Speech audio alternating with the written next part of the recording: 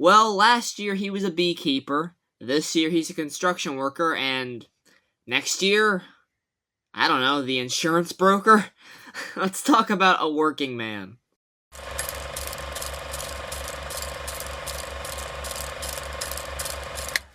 Hey guys, welcome to my review for A Working Man. Sorry this one is a bit late, I just hadn't had a lot of time to go check this one out. But finally did, and this is a new Jason Statham action film, teaming up again with the same guys that did The Beekeeper last year, which I did thoroughly enjoy. And if you haven't seen A Working Man yet, definitely watch out for spoilers, because this will be a spoiler review. If you haven't seen it yet, go watch it, come back, and hear my thoughts. I'm going to keep this one rather brief today, because this is a late review. A Working Man is a really fun movie. Basically, you have this construction worker played by Statham, and the girl that works there at the construction place, because it's run by Michael Pena, this construction company. Michael Pena's daughter is kidnapped, and it's up to Statham, so he takes on this case to go find her and basically fuck up some sex traffickers. So, it's a fun movie. You get to see sex traffickers getting fucked up. I love that. Now, the movie really tries to do a lot with its time. Now, this is a almost 2-hour-long movie. It's like an hour and like 48 maybe minutes, I think. Somewhere around there. And it honestly didn't really need to be. I felt like this could have been a bit of a tighter script because they try to do way more than I originally thought they were going to be doing. Now, this movie is definitely in the same vein of Taken with Liam Neeson, except they kind of try to do a John Wick thing in here, where instead of doing John Wick 1, where you're just following this guy getting revenge, you're instead given John Wick 3, where there's this entire bigger world. The scope is so much larger. You know, with each John Wick film, the scope just gets larger. The world building in that franchise is insane. And here, they try to set up something where the daughter is taken by these sex traffickers, and then he goes and he sees these guys talking about taking her, and he gets one lead from one area, goes to this area, kills a guy, finds the leader, kills the leader, but nope, that wasn't the leader. There's another guy. So then you follow him through another set of circumstances where he has to go to this area, kill a bunch of dudes, fight off these guys, get to the lead guy, then he kills the lead guy. Then it's another lead guy ahead of that guy. It just keeps stacking on top of everything. And I just kept saying to myself, oh, okay, alright, I guess we're wrapped up here. That was a quick 2 hours. Nope. We still had like 20 minutes left. And I was like, what? And when you do that, when you have these different bad guys where not one of them is given much depth, really, they're just kind of generic, forgettable lead bad guys. I think one of them is played by a guy from The Walking Dead World Beyond. It was cool to see him in here.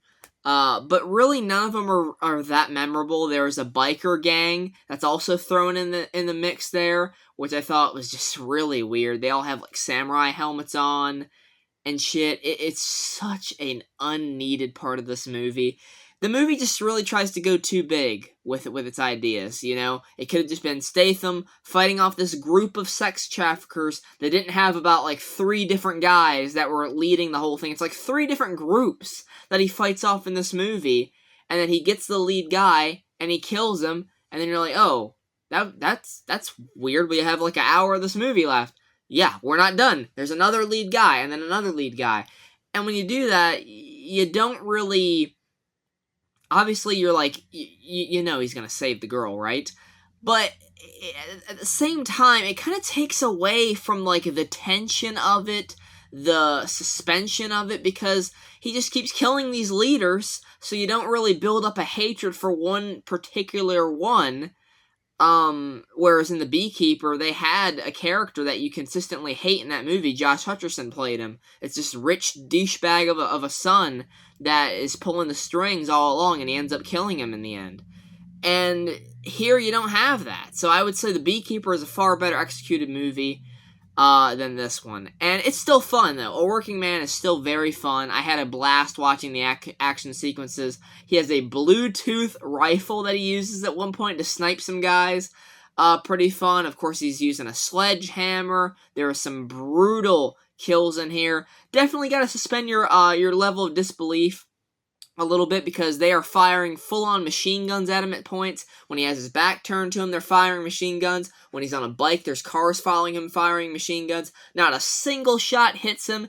He gets taken hostage one moment in this movie. He gets taken captive, and that's really it. Nothing else of significance really happens to him. You don't really feel like he's in danger because he's just killing people, man. He is hauling ass to get this girl. And you do care. I did care about it because Michael Pena is just... I like Michael Pena. Very charming actor, and I think he does a good job selling that emotion here as that broken father. And Statham has this subplot where he has this daughter, and you're kind of learning a little bit more about his past and why he's not allowed to see her as much anymore, but it never really clicked for me. I never really caught on to it. Jason Statham is a good actor. I think he does a really great job in these kind of roles, and God knows he's been doing it for so long. But here, you don't really latch on to him. I actually cared a lot more about his character in The Beekeeper than here. And like I said, not being very nervous for him because he's dodging all these bullets miraculously. There's never a moment where he gets shot or stabbed or anything really severe. So, I don't know, it just, you gotta suspend your level of disbelief to watch this movie. But it's still very fun.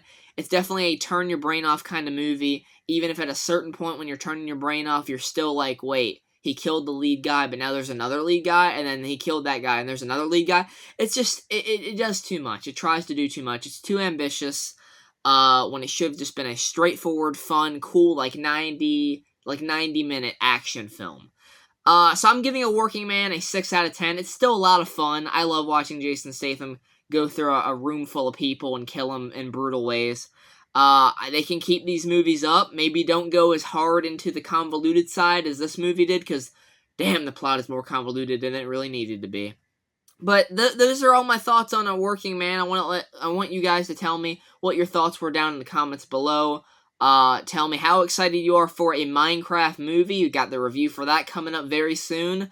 I am Steve, and going to be quoting all the memes from that movie during that review. But until then, take care. Goodbye.